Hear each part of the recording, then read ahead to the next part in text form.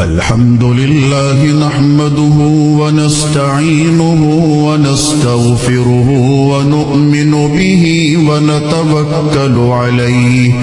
ونعوذ بالله من شرور أنفسنا ومن سيئات أعمالنا من يهده الله فلا مضل له ومن يضلله فلا هادي له ونشهد أن لا إله إلا الله وحده لا شريك له ونشهد أن سيدنا وسندنا ونبينا ومولانا محمدا عبده ورسوله أرسله بالحق بشيرا ونذيرا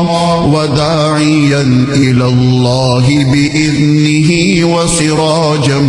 منيرا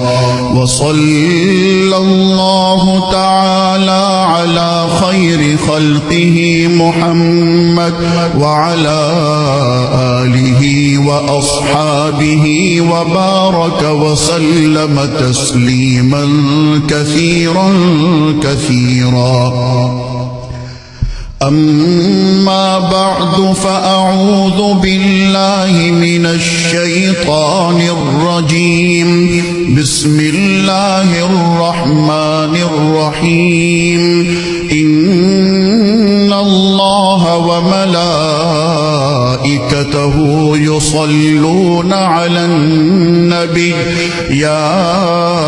أيها الذين آمنوا صلوا عليه وسلموا تسليما اللهم صل على سيدنا محمد وعلى آل سيدنا محمد بعدد من صلى وصام وصل كذلك على جميع الأنبياء والمرسلين وعلى الملائكة المقربين وعلى عباد الله الصالحين خصوصا على سيد المتقين والأبرار صاحب النبي في الغار والمسار أفضل الصحابة بالتحقيق خليفة النبي بلا فصل إمامنا أبي بكر الصديق رضي الله تعالى عنه وعلى الناطق بالصواب والعادل بالكتاب إمامنا بالحق عمر بن الخطاب رضي الله تعالى عنه وعلى صاحب الحياء وناشر القرآن الشهيد المظلوم حين تلاوة الفرقان عثمان بن عفان رضي الله تعالى عنه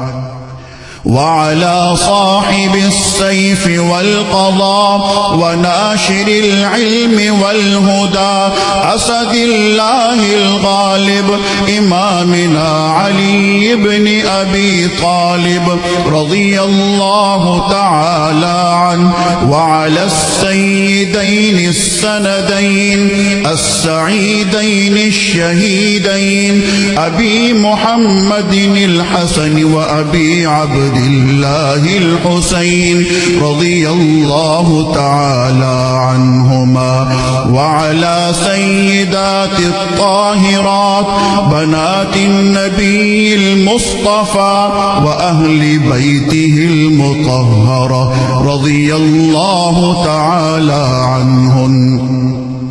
وعلى عميه النبي المجتبى سيدنا العباس وسيدنا حمزة رضي الله تعالى عنهما وعلى كل الصحابة رضوان الله تعالى عنهم أجمعين الله الله في أصحابي لا تتخذوهم من بعدي غرضا فمن أحبهم فبحبي أحبهم ومن أبغضهم فببغضي أبغضهم وخير أمتي قرني ثم الذين يلونهم ثم الذين يلونهم تعادلوا عباد الله رحمكم الله إن الله يأمر بالعدل